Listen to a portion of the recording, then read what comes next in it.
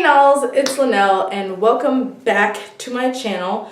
Please, before I get into this video, do not forget to like this video and subscribe to my channel. It will really help a lot. I'll stop talking and let's get into the video. Per request, I will put his name up here, his username. Thank you so much for requesting this video.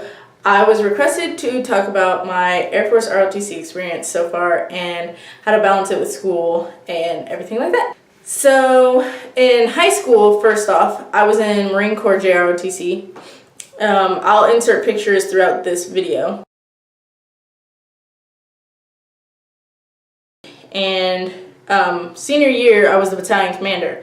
So I was like, you know, I've got this thing down, whatever. Then I started school, and my experience is probably going to be a little bit different because I have a joint ROTC program with, like, I think DePaul University, Ivy Tech, Indiana State University, and Rose-Hulman, and I go to Rose-Hulman. So our ROTC program is at ISU mainly. So every Tuesday we have this thing called Lead Lab. During Lead Lab, we do like different exercises to help you like become a better leader. We usually practice drill and ceremonies though, because that's like a big thing. And yeah, we take warrior knowledge quizzes on Tuesdays, and yeah, that's basically it. As a GMC, my freshman year, I don't know what GMC stands for, but basically you're a GMC from freshman year to sophomore year, and then junior and senior year, you're a POC. And you become a POC after you go to lead, or field training is what it used to be called. And I go to lead this summer, so after this summer, I'll be a POC. Basically, for the GMC on Tuesdays, we have air science class, AS class. So there's AS 100, AS 200, AS 300, and AS 400. AS 300 and 400 classes for my ROTC detachment are on Thursdays.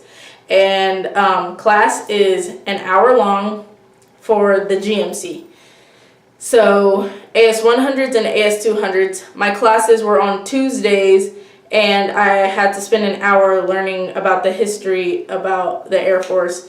And yeah, you just learn about the history of the Air Force. You learn about different techniques that happened in the different wars and stuff. And it just helps you develop yourself as a leader by learning about what other leaders had to do. So yeah, and then I'm not a POC yet, but I do know POC. And their classes last like 2 hours long, I believe, 2 or 3 hours long.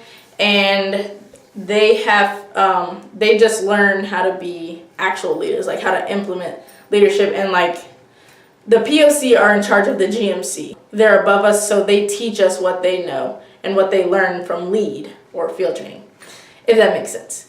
So balancing ROTC and school, well, I'm a mechanical engineering major, and I go to the #1 school, just to toot my own horn, the #1 school for undergraduate engineering. So my course schedule is already really, really hard.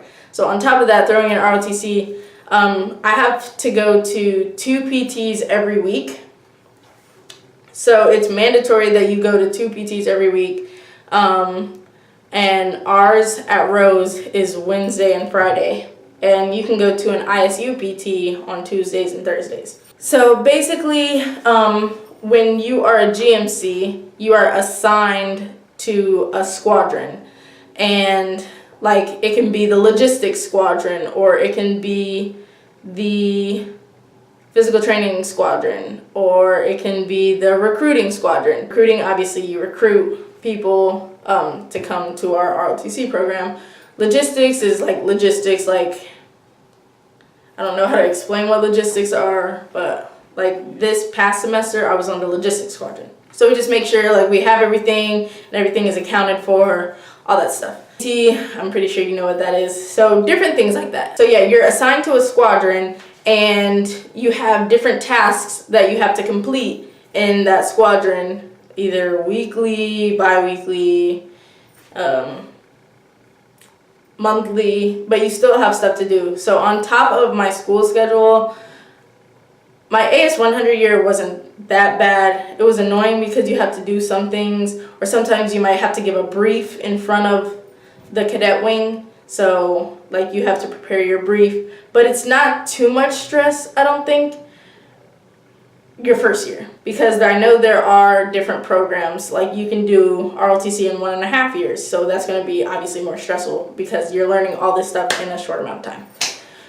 So my AS 200 year, which was my sophomore year, was a bit harder because ROTC was asking more of me, and I have to prepare for lead. So that's like you have to know more stuff, and it's rapid fast. Like they expect you, once they teach it, you're supposed to know it. And it was just, it put a lot of stress on me because I was also in charge of, I was on the team for dining out my last semester. So like you have to make sure all this stuff is done. You have to like reply to emails, like they expect you to reply to emails like in a timely manner, which some people might not have a problem with, but like I read all my emails, but I just don't respond to them, which is a problem because communication is key in the military, and you need to know how to communicate effectively and with like not having an attitude. That's the other thing with balancing college, schoolwork, and ROTC is that you have to like check your attitude sometimes, because like everybody's tired. Everybody has their own stuff going on, and on top of that, they still want to serve their country. So, like, you're not the only one who is like tired or doesn't have time for doing ROTC. And I know it seems like, well, it will seem like sometimes like, what is the point of this? Like, sometimes I'm really like, I could have just gotten my degree and then gone to like OTS or OCS, like officer training school. I didn't need this. Like I could have done all this other stuff, but ROTC is just a more drawn out process, and it's, I don't know. But yeah, balancing it though, set aside time to do it, and you need, when there are due dates due, it's not like the civilian world where it's like, oh yeah, we can extend this if you ask for an extension. Most of the time in the military, like, no, you need it done by this time. Like showing up, one of the POC that I know, he says like, if you're 5 minutes early, you're late. Like you need to be like, have like ample time. I don't know, the military is hard to explain. Sorry if this is like all over the place. But balancing it, you really just have to manage your time wisely. And I do think ROTC helps you with that, because like if you don't do it, they will correct you and be like, no, you'll get counseling for it. Yeah, but my AS 200 year was pretty hard on me compared to my AS 100 year, just because I was tired of everything, and like it's just pretty demanding, your AS 200 year, but that's because they're trying to prepare you to succeed in lead. So I can't really speak about the POC side. All I know is that they are the ones who lead lab and stuff like that. Every detachment is different, so I can't really speak on any other detachment. Yeah, I hope this was an okay video for you. I meet with ROTC for lead lab for 2 hours. If you have some type of counseling, we have midterm counseling, initial counseling, and then final counseling for each semester. You'll have to go to wherever your home detachment is for those things.